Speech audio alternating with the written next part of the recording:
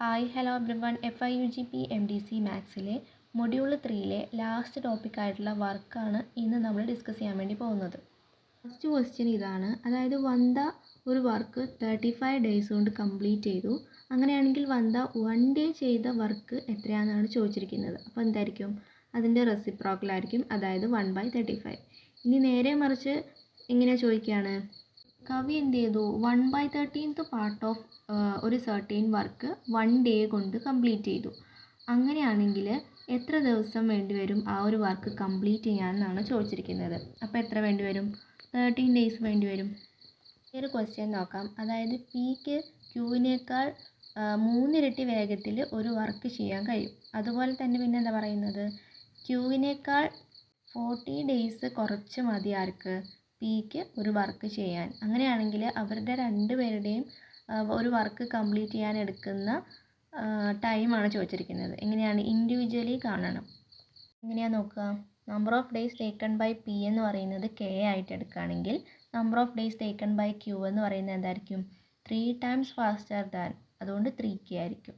Time taken by P is 40 days less than P എന്ന് പറഞ്ഞിട്ടുണ്ട്. അതുകൊണ്ട് തന്നെ ഇക്വേഷൻ എന്തായിട്ട് എഴുതാൻ പറ്റും?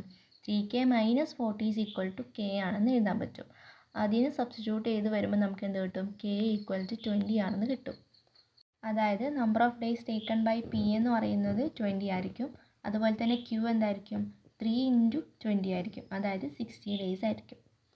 നെക്സ്റ്റ് ക്വസ്റ്റ്യൻ പറയുന്നത് 12 മാൻസിന് ഒരു വർക്ക് കംപ്ലീറ്റ് ചെയ്യാൻ വേണ്ടിയിട്ട് 20 ഡേയ്സ് എടുത്തു. അങ്ങനെയാണെങ്കിൽ 15 മാൻസിന് ഇതേ സെയിം വർക്ക് തന്നെ കംപ്ലീറ്റ് ചെയ്യാൻ റിക്വയർഡ് ആയിട്ടുള്ള വർക്കിൻ്റെ എണ്ണം കണ്ടുപിടിക്കാനാണ് ചോദിച്ചിരിക്കുന്നത്. എങ്ങനെയാണ് കാണുക?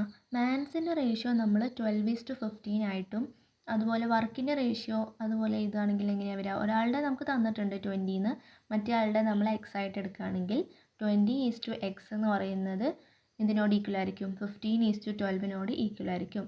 അത് തമ്മിൽ സബ്സ്റ്റിറ്റ്യൂട്ട് ചെയ്ത് വരുമ്പോൾ നമുക്ക് എന്ത് കിട്ടും? 16 എന്ന് പറയുന്നതാണ് എക്സ് എന്നുള്ളത് കിട്ടും. അടുത്തൊരു ക്വസ്റ്റ്യൻ നോക്കാം. അതായത് 10 മാൻസ് 12 ഡേയ്സ് കൊണ്ട് 20 ടോയ്സ് ഉണ്ടാക്കി. അവരൊരു ദിവസം 12 ഹവേഴ്സാണ് വർക്ക് ചെയ്തത്. അങ്ങനെയാണെങ്കിൽ 60 ഹവേഴ്സിൽ 20 മാൻസിന് 32 ടോയ്സ് ഉണ്ടാക്കാൻ എത്ര ഡേയ്സ് എടുക്കും എന്നാണ് ചോദിച്ചിരിക്കുന്നത്. ആൻസർ നോക്കുകയാണെങ്കിൽ ഫസ്റ്റ് മാൻസ് എത്ര എണ്ണമായിരുന്നു? 10 മാൻസ് ആയിരുന്നു അല്ലേ? അതാണ് M1 ആയിട്ട് കൊടുത്തിരിക്കുന്നത്. ദെൻ W1 എന്ന് പറയുന്നത് അവരുണ്ടാക്കിയ ടോയ്സിൻ്റെ എണ്ണമാണ് 20. പിന്നെ പറയുന്നത് D1 ഡേയ്സ് ആണ്, 12 ഡേയ്സ് ആണ് അവരെടുത്തത്. ദെൻ T എന്ന് പറയുന്നത് ടൈം ടേക്കൺ ആണ്, അവർ 12 ഹവേഴ്സ് ആണ് എടുത്തത്.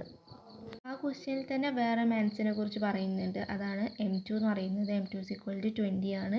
W2 = 32, T2 = 16, D2 ആണ് നമുക്ക് കാണേണ്ടത്.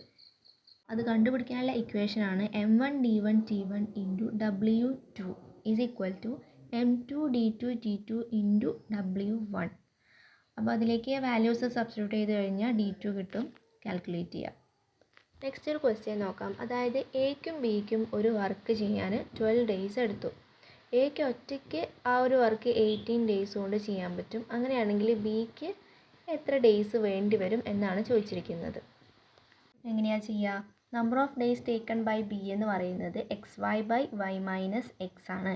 ഇവിടുത്തെ എക്സ് എന്ന് പറയുന്നത് എയ്ക്കും ബിക്കും ഒരുമിച്ച് ചെയ്യാൻ പറ്റുന്ന ആ ഒരു വർക്ക് ചെയ്യാൻ പറ്റുന്ന ഡേയ്സ് ഇല്ല, അതാണ് 12.